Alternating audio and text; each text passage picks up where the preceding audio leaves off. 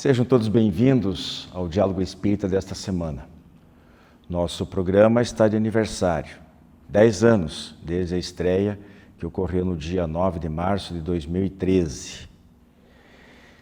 Mais uma marca atingida, mais um ponto da estrada, a qual nós não sabemos aonde nos levará. Como nós mencionamos algumas semanas atrás, precisamos com urgência de novos colaboradores financeiros. Não apreciamos nem um pouco ter que fazer esse tipo de apelo, mas entendemos que é melhor fazê-lo agora do que em breve tempo termos que chegar aqui e anunciar que o programa não pode mais ser veiculado por falta de recursos. Então você que está nos assistindo, que gosta do programa, se puder nos ajude. Torne-se um mantenedor e contribua com um valor pelo menos de R$50 mensais. Se nós conseguirmos 15 novos colaboradores, temos certeza que este programa não correrá o risco de ser interrompido. Faça contato conosco através do e-mail adipr@adipr.org.br ou pelo telefone e WhatsApp 41 98 777 2201 para as informações pertinentes. Bem, hoje nós temos o quadro Reflexões de A a Z com os temas Beleza, Bônus, Hora e Básicas, com letra inicial maiúscula. Vocês saberão em detalhes os detalhes a seguir. Mas antes cabe nos informar que temos também no Fonte Allan Kardec, o tema Emancipação da Alma, e Cristo e Nós, no terceiro milênio, no qual nós traemos informações sobre as palavras de Jesus: pelos frutos conhecereis a árvore. Seguimos então com o nosso programa.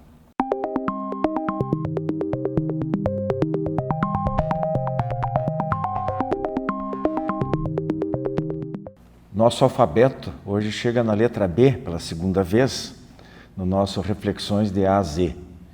Então, vamos direto ao primeiro tópico, que é beleza, com a palavra o Humberto. Então, Wilson, beleza, eu gosto de uma frase, até um ditado popular, que diz que a beleza está nos olhos de quem a vê. Verdade. Eu vejo muito isso. Até eu gostaria de citar uma passagem interessante, que Jesus caminhava com os discípulos e havia uma carcaça de um cão, já em estado de putrefação, e os discípulos tampam o nariz, fazem aquela cara, né, do cheiro ruim, se afastam, e Jesus olha e diz: que bela arcada dentária tinha esse cão. Na verdade, então, realmente é como a gente vê as coisas, né? A beleza está no contexto daquilo que a gente observa, e claro, na forma como vemos aquilo que estamos avaliando, se é belo ou se não é belo. Por exemplo, a beleza de uma pessoa, ela não é a beleza física, ela é o contexto. Na verdade, ela é as atitudes, o comportamento, o bem que ela faz. Existe a questão física, mas a pessoa que faz o bem em geral, ela fica bonita, não é verdade? E se você pegar a pessoa mais linda, considerada pela humanidade, e ver ela agredindo e gritando nervosa, vai ficar horrorosa, não vai? Então, por isso que eu penso que a beleza sempre é o contexto daquilo que a gente vê. Na natureza a gente não olha um detalhe, a gente vê uma paisagem da natureza. Então, todo aquele contexto fica muito bonito, até o momento em que joga um lixo naquele local. Então, a beleza, eu creio que ela seja uma essência que está naquilo que se cria, né? Você falou nisso, eu lembrei agora. Eu tenho gravados muitos CDs de músicas antigas, né? Não podia deixar de ser. Esses dias eu estava ouvindo uma, acho que do Vanderlei Cardoso, se não me engano, que ele fala na letra exatamente isso, que ele é apaixonado pela moça lá, mas ele diz que você zangada fica tão feia. E é bem isso aí, né? Agora, Hilde, complementando ainda sobre esse tema aí, também tem que considerar a beleza estética não só das pessoas, mas da natureza, das artes, essas coisas. A gente sabe, foi a Rose que falou no programa recente aí sobre aquela, como é que chama aquilo, a aura universal lá, não sei, que tem uma proporção. Medida aura. Como é que é? A medida aura. Medida aura, né? Medida... Então isso aí é uma coisa comprovada cientificamente, que nos quadros, até de Mona Lisa, diz que respeita essas medições e tudo. Gostaria que você falasse um pouquinho também, ainda tenho 2 minutos para você, sobre esse tema específico. Como o Humberto falou, a beleza, nós encontramos a beleza em tudo, inclusive no lixo que se joga, porque quantos artistas, quantos escultores, né, pintores e tantos outros aí aproveitam desse material para transformar em verdadeira beleza. Então está na arte, e essa arte ela é encontrada em todos os cantos. Muitas vezes esse olhar que você falou, Humberto, né, que nós colocamos o nosso foco, para o artista, por exemplo, ele enxerga aquilo ali como um material que ele pode aproveitar e nos presentear com uma beleza que nós olhamos assim e falamos, como que pôde, né, produzir e construir tanta beleza com o próprio lixo que nós depositamos na natureza, né, que nos beneficia com a sua beleza de todas as formas.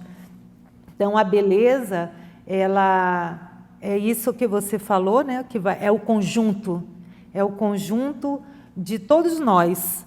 Então, essa beleza ela é individual, mas ela também é coletiva. E o Criador é abundante na beleza que nos propicia esse caminhar, né? Perfumando as nossas vidas, embelezando as nossas estradas e fazendo com que nós encontremos leveza nessas trocas nas nossas relações e no momento em que nós depositamos na nossa vista, o nosso enxergar para o que é belo de fato.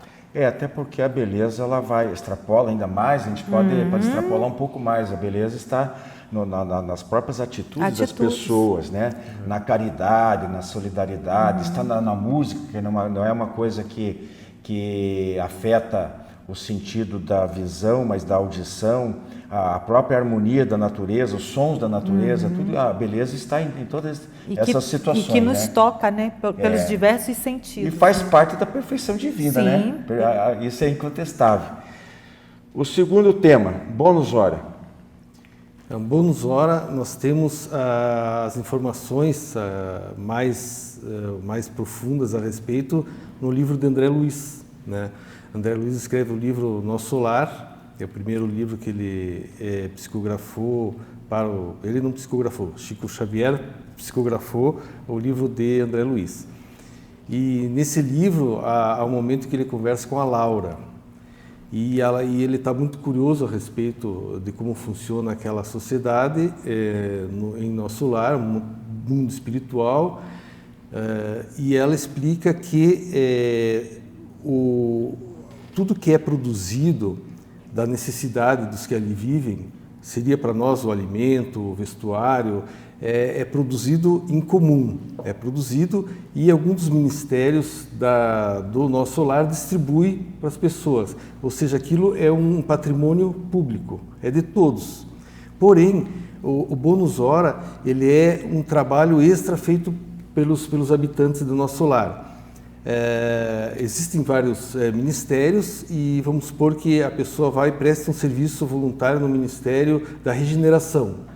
Então ele vai adquirir bônus horas de regeneração. Ele pode prestar um serviço no Ministério do Auxílio, vai receber bônus horas do auxílio. E são horas mesmas. Só que esse bônus hora ele não é uma moeda, não é um crédito que você recebe num banco. Olha só que interessante, ele é uma aquisição espiritual. Uma aquisição de valores. E quanto mais valores o espírito tem, isso no plano espiritual, aqui a gente percebe menos, mas é assim, quanto mais valores o espírito tem, mais ele conquista, mais ele tem acesso a esse benefício, né? Diversos benefícios, como até contato com parentes, como aprender com espíritos mais sábios, né? Como até se deslocar de planetas, de uma colônia espiritual para outra. Então, é uma forma assim, na faculdade hoje, nem todas, mas algumas elas falam em competências e não em notas, porque competência é uma coisa que você estuda, você aprende e você adquire, é seu. Não é uma nota que eu presto uma prova, né? Você vai lá, soma as notas que eu fiz e pronto. Eu não tenho uma competência, eu tenho uma nota. Prova aprovada. E a competência já é um princípio desse pensamento do bônus hora. Porque o que é? É um valor que eu adquiri para mim e que eu não preciso, eu não vou ter um documento de que eu tenho isso, mas eu provo através do meu esforço, das minhas atitudes, né? Ou seja, meu espírito adquiriu, meu intelecto adquiriu essa competência, e é assim que funciona o bônus hora lá no plano espiritual. Tem uma guarda com uma certa, é uma espécie de salário, mas é como se disse, só que o André Luiz fala também que algumas não sei se no próprio nosso lar ele fala de que algumas dos moradores lá tinham juntado, eu não sei, eu era para ter pesquisado, acabei esquecendo o valor. Não sei se era 60 mil bônus hora ou 100 mil bônus horas para comprar uma casa no nosso lar. Você lembra dessa passagem? Eu não sei em que obra que é. Então, e tem mais um detalhe que André coloca, que é a possibilidade de transferência de mérito, porque na verdade é um mérito, né? Sim. Então, por exemplo, uma mãe que tem um filho no umbral, por desequilíbrios diversos, por ter tido um caminho delituoso, e ela quer auxiliá-lo, porque mãe vai ser mãe aqui em qualquer lugar, né? Nunca esquece dos seus rebentos, ela pode transferir do mérito dela em prol de socorro para aquele, claro que depois ele vai ter que fazer o trabalho. Inclusive o que aconteceu com o André Luiz, não é? Porque a mãe dele, né, utilizou dos valores que ela já tinha adquirido, né, por ser um espírito e numa outra situação, numa outra circunstância, ela solicita, né, aquele amparo para o filho. Exatamente. Não é? Então, nós podemos dizer muito bem isso. É um trabalho, mas a gente tem que lembrar também que esse benefício só é adquirido se nós realmente trabalharmos com a verdadeira caridade, né? Sem pretensão. Isso. Sem pensar nessa recompensa. Sem pensar nessa recompensa. Não é que, eu vou trabalhar lá no Ministério da Regeneração, como o exemplo que você disse, porque eu vou ganhar bônus horas, porque eu vou ganhar uns bônus, vou juntar e depois faço isso moeda de troca mesmo espiritual. E não é assim. Mas tem gente que sabe que tem gente no nosso meio aí que Sim. não explicita muito, mas ele faz aqui. Eu vou fazer uma caridade, vou dar uma ajuda monetária naquela instituição lá de idosos, não sei o quê, porque eu estou com isso garantindo um pedacinho do céu, estou garantindo um bônus hora lá, eu vou ser recompensado depois por isso. Ou faço trabalho voluntário, estou precisando de trabalhadores numa determinada área, nas próprias casas, né? Talvez seja uma brincadeira, mas que nós deveríamos repensar as nossas verdade. falas. Às vezes porque a pessoa vai internalizando aquilo que verdade, escuta. E aí nós falamos, venha trabalhar, olha o bônus horas. Não é? O conceito mais correto é o mérito que você falou. Sim. Porque é bem isso. É você se beneficiar da verdadeira caridade. Ajuda para solicitar amparo, porque eu me esforcei, não porque eu tinha alguma outra intenção. Vamos passar para o nosso último item, então, básicas. Quando eu coloquei básico, letra maiúscula, e eu passei na preparação do programa, passei para eles que eles estavam nos referindo às obras básicas de Allan Kardec. Gostaria que você falasse um pouquinho, por favor. São a nossa base, né? São as obras basilares da doutrina espírita. O Livro dos Espíritos, de onde todas as outras foram derivadas, né? Onde nós encontramos, ali no Livro dos Espíritos, nós encontramos todos os conceitos que levaram, né, a esse detalhamento que nós vamos encontrar posteriormente no Livro dos Médiuns, no Evangelho segundo o Espiritismo, em A Gênese e no Céu e Inferno. Essas 5 obras é o que nós chamamos do Pentateuco, embora nós tenhamos as outras obras deixadas por Kardec, que nos dão a base sólida, firme, a nossa rocha, para seguirmos nos esclarecimentos e aprofundando os nossos conhecimentos através das instruções dos espíritos, como falávamos anteriormente, o que é o espiritismo, né, que faz essa introdução, que traz alguns conceitos importantes para aqueles que desejam iniciar nessa caminhada, né, do conhecimento do espiritismo, e tantas outras como as revistas espíritas, Viagem Espírita, instruções. Então nós temos um cabedal. E todas as demais obras. As demais obras, porque a própria revista espírita é o que era o diálogo, né, as cartas recebidas por conta, né, daquilo que já havia sido divulgado. Então eram as dúvidas, os questionamentos. Isso é a revista espírita. A revista espírita das sessões que eram realizadas na Sociedade Parisiense de Estudos Mas Espíritas. a nossa base, né, como a gente fala, a básica, né, obras básicas, é o Pentateuco. E é fundamental que a gente procure conhecer, não ficar na superfície, não ficar apenas frequentando o centro espírita e ouvindo, porque uma palestrinha lá de 30 a 40 minutos por semana, cumprir ali quase como se fosse um ritual, e depois absorver o passe magnético, ou misto, ou espiritual, como queira, né, é muito pouco. Nós temos que aproveitar um pouco mais, nós temos que estudar em casa, nós temos que ler mais. Suscitando-se dúvidas, aí sim nós vamos tirar com os companheiros, nos grupos de estudo, às vezes em outras oportunidades, até mesmo inquirindo os espíritos, mas não tem como 5 obras maciças como são. O Livro dos Espíritos são 1019 questões, fora as que possuem desdobramentos. Então isso não há tempo hábil para se aprender no livro nos centros espíritas, embora alguns façam um curso de 2, 3 anos, estudando só aquela obra.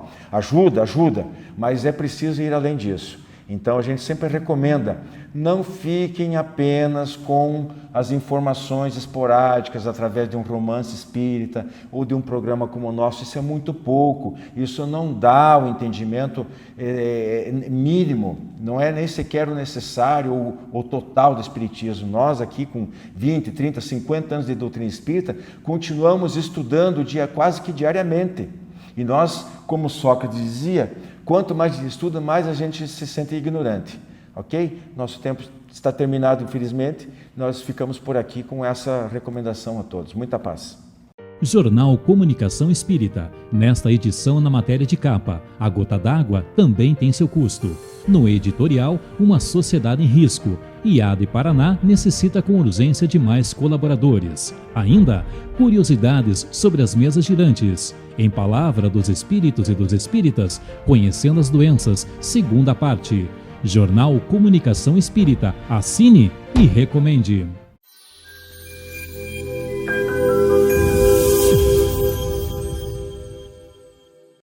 Olá, amigos. No quadro Fonte Allan Kardec de hoje, nós vamos falar de um capítulo do Livro dos Espíritos que recebe o nome de Emancipação da Alma. É um capítulo super importante e eu recomendo que vocês leiam o capítulo inteiro, porque aqui a gente não vai poder falar de todos os tópicos que compõem esse capítulo. Eu vou ler aqui rapidinho, resumidamente, o que é a emancipação da alma, como que ela se caracteriza.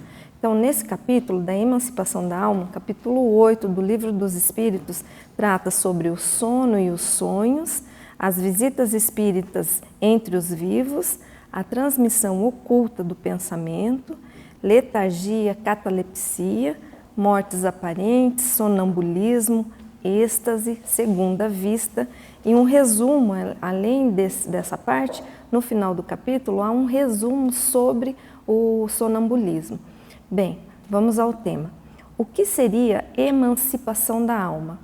A gente sabe que existe a comunicação de nós aqui, no mundo material, encarnados, com o mundo espiritual, não é verdade? Essa comunicação se dá por 2 formas. A primeira forma é a emancipação da alma e a segunda é por meio da mediunidade. Na emancipação da alma, que é um fenômeno anímico, isso quer dizer, está relacionado ao nosso corpo físico. Todos nós, seres humanos aqui encarnados no plano terrestre, podemos emancipar do nosso corpo físico, ou seja, durante o sono, o nosso espírito, a nossa alma, ela se desdobra e ela vai se manter ligada ao corpo físico por um laço fluídico, magnético. E ela vai, então, uma vez desdobrada do corpo físico, entrar em contato no mundo espiritual com os seus espíritos familiares, com seus espíritos amigos, com pessoas queridas, com ambientes com os quais esse espírito tem afinidade. Então é muito comum, por exemplo, nós desdobrarmos durante o nosso sono e irmos a visitar algum parente e entrarmos em contato com pessoas queridas. E isso vai ser relativo à capacidade ou desenvolvimento moral de cada pessoa. Então, há pessoas, por exemplo, que têm afinidades ou têm viciações e quando desdobram do corpo físico, irão procurar no mundo espiritual esses momentos ou essas situações que a coloquem em contato com essas viciações. E isso faz com que o corpo físico ressinta, ele sente essa troca energética. Então, o sono, o sonambulismo, a dupla vista, o estado de letargia, de catalepsia, todos esses estados são chamados emancipação da alma. E a gente volta a falar, esse é um fenômeno anímico, não está relativo à mediunidade. Há pessoas, no entanto, que têm mais facilidade para o sonambulismo, por exemplo, que é um fenômeno de desdobramento. A pessoa pode fazer o processo sonambúlico, dependendo da situação, pelo passe magnético. Quando ele recebe uma carga de energia, um passe fluídico, ele pode fazer o processo da emancipação da alma. O sono é o mais comum. Todos nós vamos adormecer. Quando nós adormecemos, o nosso espírito se desdobra, logicamente. Essas impressões que nós temos, que nós recordamos muitas vezes, está de acordo com a nossa capacidade evolutiva. Há pessoas que relatam que sonharam com seus entes queridos, que foram em lugares, num jardim, numa biblioteca, numa instituição. Há sonhos muito voltados às preocupações do dia a dia. Por exemplo, a pessoa está preocupada com o seu emprego, ou vai perder o emprego, ou perdeu, ou uma situação de doença na família. Pode ser que durante o desdobramento, ou seja, a emancipação, ela entre em contato para receber auxílio do seu mentor espiritual. Há também momentos em que o espírito se propõe a auxiliar no mundo espiritual. Esse já é um espírito mais evoluído, ele já sabe do seu compromisso e precisa continuar realizando a sua ajuda, não só encarnado, como também quando está emancipado do seu corpo físico. Espero que vocês tenham compreendido pela explicação rápida, mas eu recomendo fortemente a leitura completa do capítulo 8 do Livro dos Espíritos. Muita paz!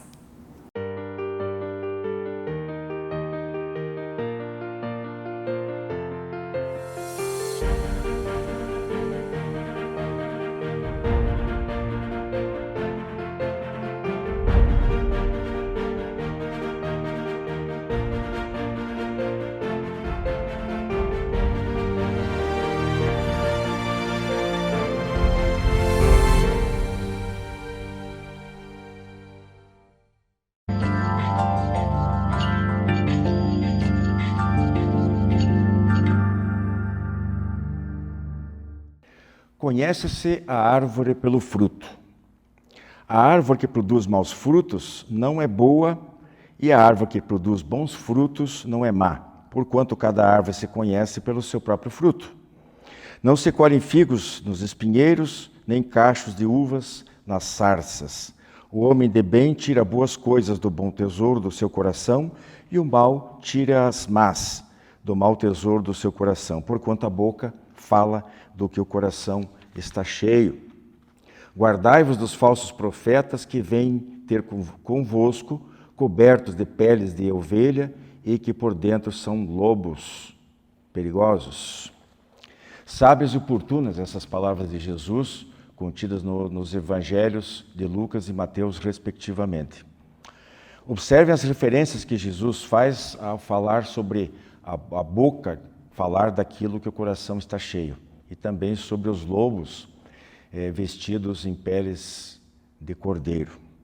A seguir, Jesus também se refere aos falsos profetas. Então, nós podemos analisar a exatidão das palavras do Cristo, não só no que diz respeito aos indivíduos, como também às coletividades. Em termos pessoais, o alerta é dado, por exemplo, aos golpistas de todas as espécies, e principalmente na atualidade, pela internet. Só espertalhões querendo tirar o dinheiro alheio, ganhar dinheiro fácil, agindo sem o menor escrúpulo, fazendo vítimas das pessoas em geral, mas principalmente daquelas mais carentes, pouco informadas, crédulas. Ainda na área do relacionamento pessoal ou interpessoal, há muita gente fingida nos negócios, no campo da afetividade, passando por coisas que não são, ou como possuidores de virtudes que também não possuem, que passa bem ao largo do seu verdadeiro caráter. E aos políticos, e até parece que nós gostamos de ser enganados por eles, porque vira e mexe estamos elegendo os mesmos, figuras carimbadas da desonestidade, da despreocupação com o povo, com o dinheiro, com o uso do dinheiro público, abraçados com a corrupção. Será que não vimos ainda suficientemente os frutos que estas árvores costumam dar? Amargos ou azedos uns, venenosos outros, apodrecidos desde a origem, outros mais ainda, que tais árvores produzem. E quanto ao que se propaga em nome das ciências, das religiões, pelas mídias, pela atuação de algumas ONGs, será que estamos exercendo o nosso critério crítico, se dando ao trabalho de examinar o que elas estão produzindo e estão entregando à sociedade? Seguindo o conselho do próprio apóstolo Paulo, que dizia que muita coisa, ou melhor, tudo lhe era permitido, mas nem tudo lhe convinha. Nós estamos usando esse critério? Será que não conseguimos discernir os que estão empenhados no verdadeiro bem dos outros e aqueles que só desejam nos manipular, comprar a nossa consciência com falsas promessas, nos subjugar, nos explorar emocionalmente?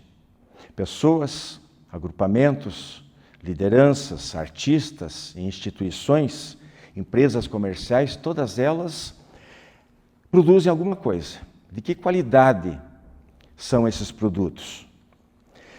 Se o que eles nos oferecem para o consumo, produtos, serviços, informações, ideias, valores, for bom, então merece a nossa confiança, o nosso respeito, a nossa admiração e o nosso apoio.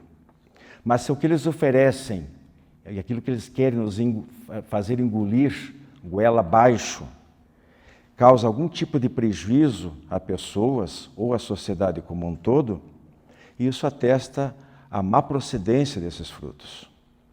Então fuja de todas elas, feche as portas dos sentidos, bloqueie a entrada da mente e do coração. E, se possível, faça secar essas árvores. Não lhes dê adubo, nem água, nem atenção. Agindo assim, com certeza, vocês serão mais felizes.